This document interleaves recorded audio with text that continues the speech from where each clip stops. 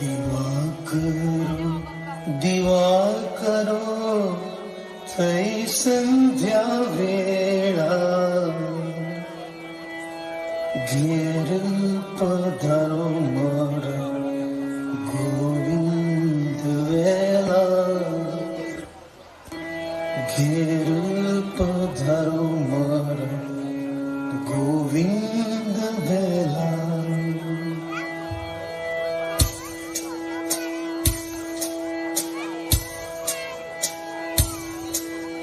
દિવાકરો દિવાકરો થઈ સંધ્યા વેળા ઘેર પધારો મારા ગોવિંદ વેલા ઘેર પધારો મારા ગોવિંદ વેલા.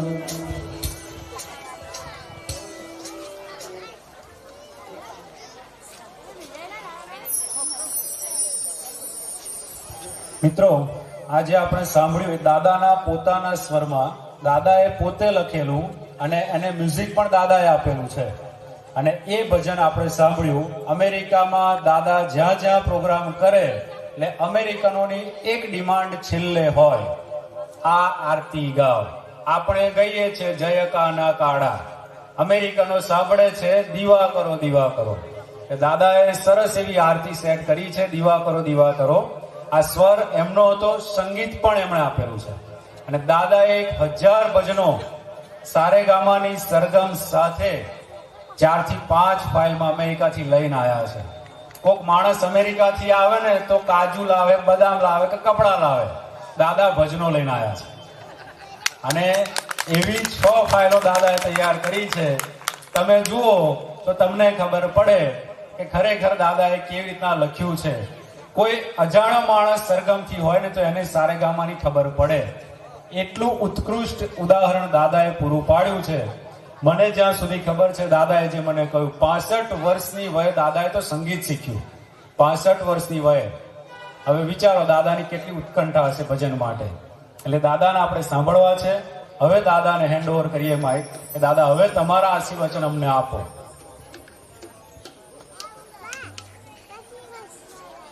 Hello, Nisraya. How are you? Good, good. આજે આપણે, તમને યાદ હશે કે નવરાત્રી વખતે હેન્ડ બ્લેન્ડર, મિક્સર દરેક ઘરમાં આપેલું, તો સાથે આપેલું તમને નિરોગી બનાવવા માટે. અત્યારે તમને પૂછીએ કે કેટલા જણ મેડિસિન લે છે, ટીકડીઓ લે છે, તો બધાના હાથ ઊંચા થશે. અને વર્ષો પહેલા તમે એક ટીકડીથી શરૂ કર્યું હશે, આજે તમે 10-15 ટીકડીઓ લેતા હશો. વર્ષો પહેલા એક રોગ હશે તમને, આજે તમારે 5-10 રોગ હશે. તો એના વિશે થોડું 15 મિનિટ વાત કરીશ. અને જેને પણ રસ હોય અને ખરેખર તમારા રોગ કાઢવા હોય તો અમને કોન્ટેક્ટ કરી શકે છે. તમે સરપંચને વાત કરશો એટલે આપણે એની મીટિંગ જુદી રાખીશું. જે લોકોને રસ હોય, જેને દવાઓથી ચાલુ જ રાખવું હોય તો એ લોકો દવાઓથી ચાલુ રાખે. આ તો તમારું મનોબળ કેટલું છે એની પર આધાર, અને તમારે તમારો રોગ કાઢવો છે એ કેટલી તમને તમન્ના છે એ પ્રમાણે તમારે ડિસિઝન લેવાનું છે. હું તો તમને રસ્તો બતાવું, કારણ કે આજથી 7 વર્ષ પહેલા મને ડાયાબિટીસ હતો, મને હાઈ બ્લડ પ્રેશર હતું, મને હાઈ કોલેસ્ટ્રોલ હતું, મને હાર્ટ ડિઝીઝ હતું, અને 25 કિલો વજન અત્યારે છે એના કરતાં વધારે હતું.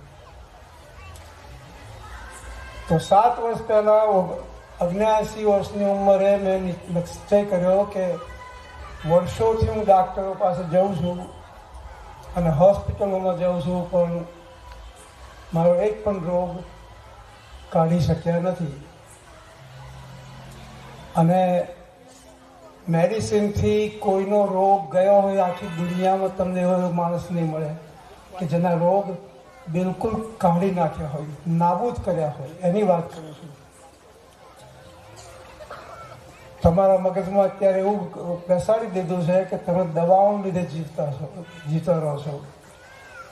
મારું એમ કહેવું છે કે તમારું શરીર એટલું બધું સ્ટ્રોંગ છે, મજબૂત છે કે દવાઓ લો છો તે છતાં તમે જીવતા છો. કે દવાઓથી તમે જીવતા નથી. તમારું શરીર સારું છે, એટલું સ્ટ્રોંગ છે, એટલા માટે રહો છો. અને દવાઓ તમને હાર્મ કરે છે, તમને નુકસાન કરે છે. એ તો તમે જાતે જાણો છો, કારણ કે ટીકડીઓથી કોઈનો રોગ ગયો નથી, એ તમે જાણો છો સારી રીતે. દુનિયામાં 84 લાખ જીવ છે. એમાંનો એક જીવ આપણે જ છીએ, માનવ છીએ. આપણે જ એવા છે કે જેને રોગ થયા કરે છે. કોઈ પણ એનિમલને, કોઈ પણ પશુને, પક્ષીને રોગ થતો નથી. એકાદ દિવસ માદા પડે એવું બને, પણ એમને રોગ થતો નથી. આપણે માનવ જાત આખી જિંદગી મહેનત કરીએ છીએ, પૈસા કમાઈએ છીએ, પૈસા બચાવીએ છીએ, પણ છેવટની જિંદગીમાં એ બધી જ બચત આપણે ડાક્ટરોને અને હોસ્પિટલમાં આપીએ છીએ.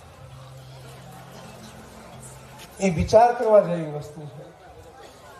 એટલે જેને રોગ કાઢવો હોય એને માટે હું તમને કહું છું, બધા જ માણસો તમને કહે, 100% માણસો, 99.99% તમને કહે કે તમારે ડાક્ટર પાસે જવું જોઈએ અથવા તમારે આ કરવું જોઈએ, તે કરવું. એનો અર્થ એમ નથી કે એ સાચી વસ્તુ છે. દાખલા તરીકે 300 વર્ષ પહેલા લોકોની માન્યતા હતી કે પૃથ્વીની આજુબાજુ સૂર્ય ફરે છે. અને પછી ગેલેલિયો જેવો માણસ નીકળ્યો, જેણે સાબિત કર્યું કે પૃથ્વી સૂર્યની આજુબાજુ ફરે છે. પણ 100% માણસો એવું માનતા હતા ઊંધું. તો એ ગેલેલિયોને જેલમાં મૂકી દીધો, કારણ કે બધાની વિરુદ્ધ થઈને એને કર્યું. એ સ્થિતિ આજે મેં તમને કહ્યું કે મેં ખોરાક બદલીને મારા બધા રોગો કાઢી નાખ્યા. છેલ્લા 6 વર્ષથી, મેં 7 વર્ષ પહેલા શરૂ કરેલું, છેલ્લા 6 વર્ષથી મેં એક ટીકડી લીધી નથી. મને કોઈ દુખાવો નથી.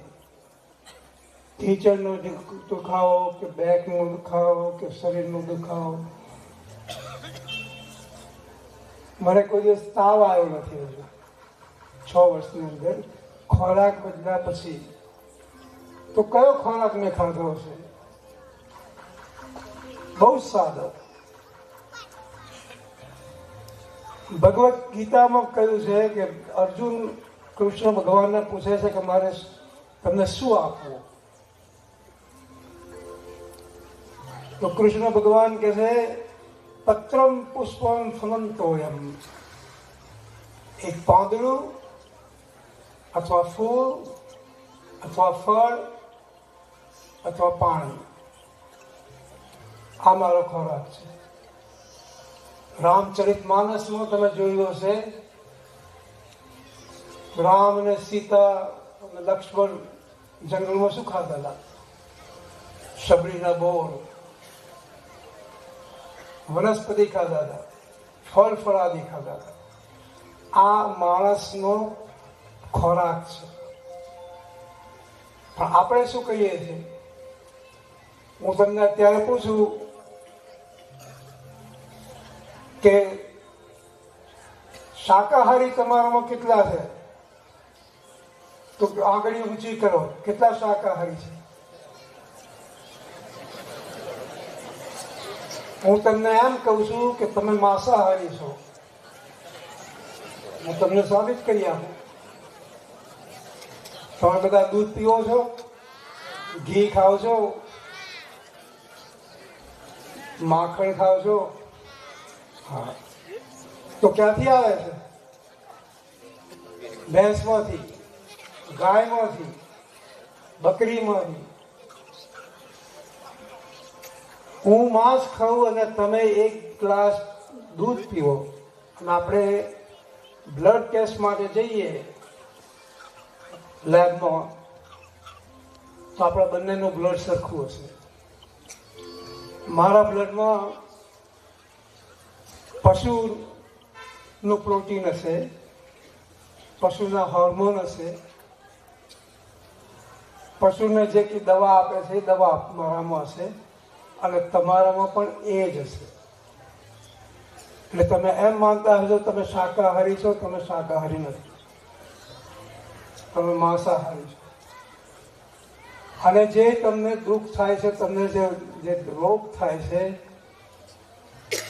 એ બીજા પશુની વસ્તુ તમારા શરીરમાં આવે છે એટલા માટે છે.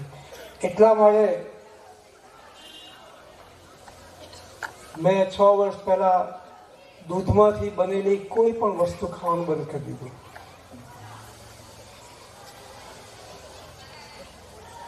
મારા બધા જ રોગ જતા રહ્યા. ઘઉં ખાવાનું બંધ કરી દીધું, કારણ કે એમાં ગ્લુટોન છે, તમને બ્લોકેજ આપે, તમને હાર્ટ એટેક આપે.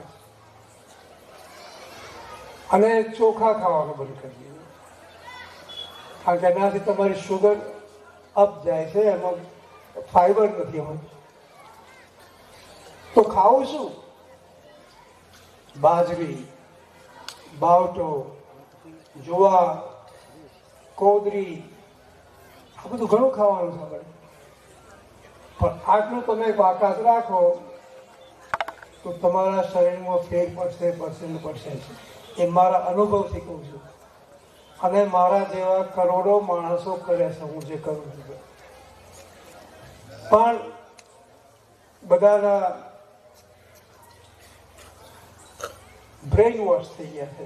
મગજ આપણું, આપણે જન્મીએ છીએ ત્યારથી જ આપણને કહે છે કે ના, માનું દૂધ પતી ગયા પછી કોઈ પણ બાળકે દૂધ પીવું નહીં. તમે કોઈ પણ બીજા પશુ જુઓ, માનું દૂધ પીધા પછી એ વાછડું કે જે કંઈ બચ્ચું હોય એમને બીજું કોઈ બીજા પશુનું દૂધ આપતા નથી. તમે ભેંસ ગાયનું દૂધ માગે છે? ગાય ભેંસનું દૂધ માગે છે? તો આપણે કેમ માગીએ? એટલા માટે ગાય અને ભેંસો અને જંગલમાં પ્રાણીઓ છે એમને રોગ થતા નથી. આ ફેક્ટ છે. અને મળતા સુધી એ લોકો એમની સારી હેલ્થ હોય છે. જે દિવસે આપણી ભેંસ કે બળદ કે કૂતરો એને પેટમાં દુખે તો એ ખાવાનું બંધ કરી દેશે. તમે જોજો, તમે ગમે એવું ખાવાનું આપો ને, નહીં ખાય. સાથી એમને આપણા કરતા વધારે અક્કલ છે, કારણ કે આપણા આયુર્વેદ શાસ્ત્રમાં લખ્યું છે કે લંઘનમ પરમ ઔષધમ,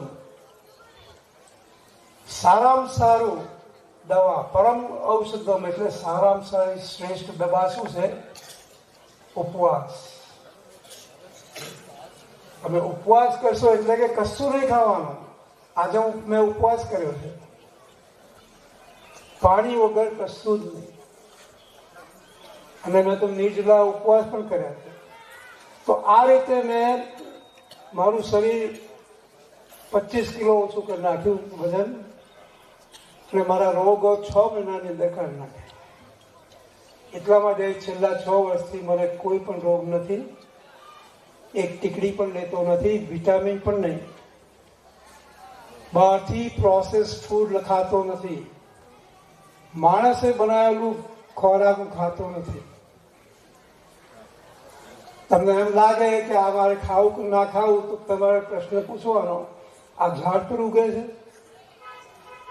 જો ઝાડ પર ના ઉગતું હોય તો એ નહીં ખાવું.